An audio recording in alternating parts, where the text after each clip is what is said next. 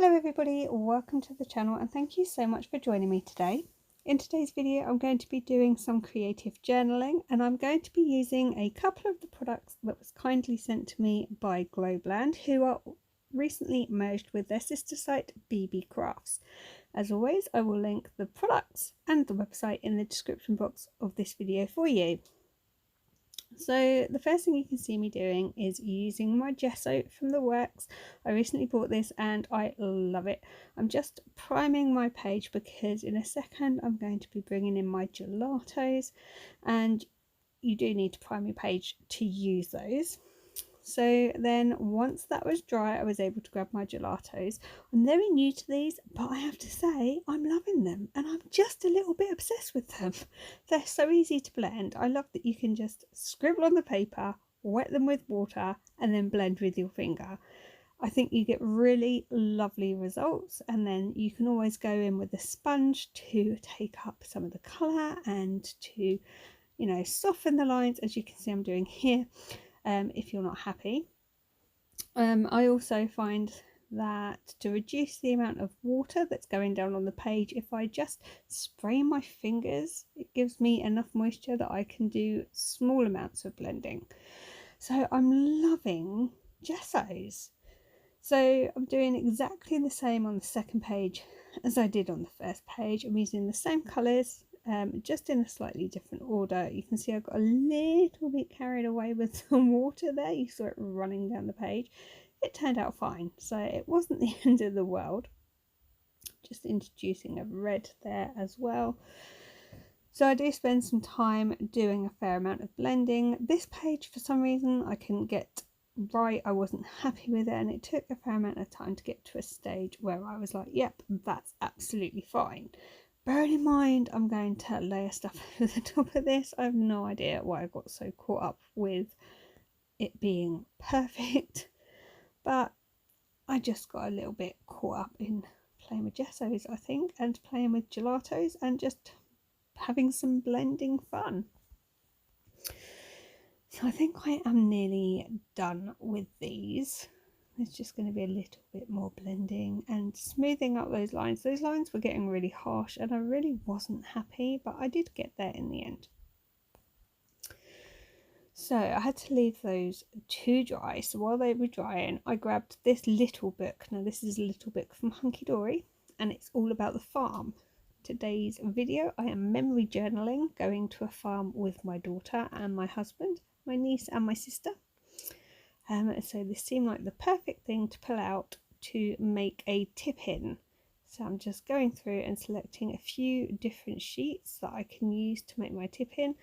And then I remembered in the back of these books there is pages you can fussy cut, and I was like, well, why don't I do some fussy cutting and use that to decorate my page? So you can see I grabbed that one out, which I will end up fussy cutting. And then we'd actually been on a tractor ride at the farm, and there's a couple of pages in this book depicting tractor rides, which is quite good.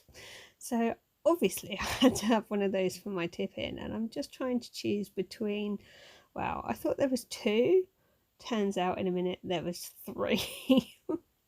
And I'd totally missed one, so I've picked the one with the pig, the chicken and the red tractor, and then I was like, oh, there's a blue tractor right there, and I was like, should I switch it? Should I leave it? So I spent a little bit of time deciding, but in the end I did decide to leave it as I had it already and go with the red tractor.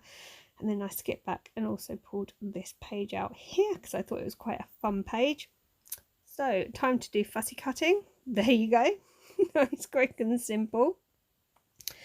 And I decided to pull a few pieces from my stash. I remembered I'd already got some of these farm animals fussy cut, so I was going through my box of bits trying to find them. I also had a word sentiment pre-cut, and then I was like, oh, there's some tickets there, I can definitely use those. So I'm just grabbing out a few bits. As you can see, that box is super full, but I've been quite good at using that recently, so it's going down. I'm quite pleased with myself. And then in this box I had already pre-cut some of the frames from Gobeland. So in here I'd literally spent maybe half an hour with my scraps and offcuts cutting the frames. So I've got them in all manner of sizes, and you can just see here I am trying to fit frames to pictures because I thought that would be a really nice way to use them.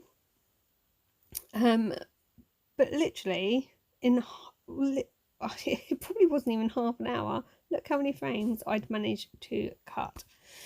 So I'm just putting them back in this box, which is where I'm keeping them. And then I thought I would show you the frames in case you'd forgotten which ones I had been sent. This is how it cuts out.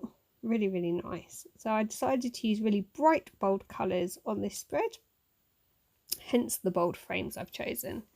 This stencil was also sent to me, and I chose it for its journaling possibilities. So the first thing I decided to do was use a embellishment mousse from Nuvo. I think it's called Orange Blush, and I'm just laying it down over the stencil. It's like a text box almost. And yeah, I thought I would just write my date in there. Next, I'm just laying out my pictures, and then I thought, right, okay, let's use this drop box. I'm going to call it a drop box. Might not be the technical term for it. I'm going to use some distress ink. I believe that's peacock feathers I'm using, and I'm going to be writing the name of the farm we visited in there. I always use a scrap piece of paper when I'm gluing, just to protect my mat more than anything, and protect my work because the glue tends to go everywhere. So I'm using my scrap piece there, and you can see I'm just putting my pictures directly onto the page and then putting the frames over the top. Look how nice they fit my pictures. I was super chuffed. This is the only one I cut down to fit because obviously it's a round frame, so I thought I'd cut that down slightly. Next up, I am just arranging my decorations where I want them, and I thought I'd layer the chickens on the pink frame. So I really quite liked how this layout was coming together, so I thought, well, I'll just stick all this down really quickly and then move on. I also layered some of the ephemera over the top of the frame, so you can see the tree there has been layered over the yellow frame. I think it worked really well. I like that I put the tickets under the barn, and I'm just sticking the chickens down there. And then I was like, right, what can I do with this sentiment? And I kind of just put it down on a piece of scrap dotty paper. It does match the cow, it's just not really showing up. So this is me making my tip-in. I've just written the date on there and the name of the farm. And then I basically attached these three pieces together and then put them down in the book, as you will see in a minute. So I hope you're enjoying this really quick video. And if you're not already subscribed, I'd absolutely love it if you would hit the subscribe button and ring the bell for notifications for when I upload videos. I upload at least 2 a week. Sometimes you'll get a few more. And if you'd like this video, please hit that thumbs up button because it really does help with algorithms and things.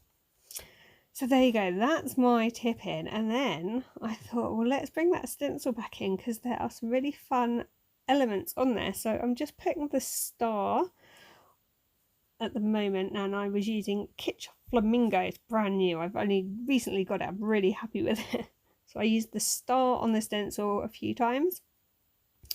Then there's like, you'll see in a second, it's like one of those old style price tags the corner shops used to use for their sale, but that's on there. And I'm using Crackling Campfire, I believe it was, to lay that down. I just thought it all worked so well with this layout, and it kind of goes with the kid theme. Then I thought, well, let's put some of these tiny stars on the frame, and for that I used one of the new blue ones. Then I used my sparklings on the blue frame, and there really is a sparkle. So this is the finished journaling spread. I hope you have enjoyed it, and I hope you've got some ideas for how to use some of these products. They are super fun. Thank you so much for watching today. I'll be back soon with more videos, and until next time, take care and I will see you soon. Bye for now.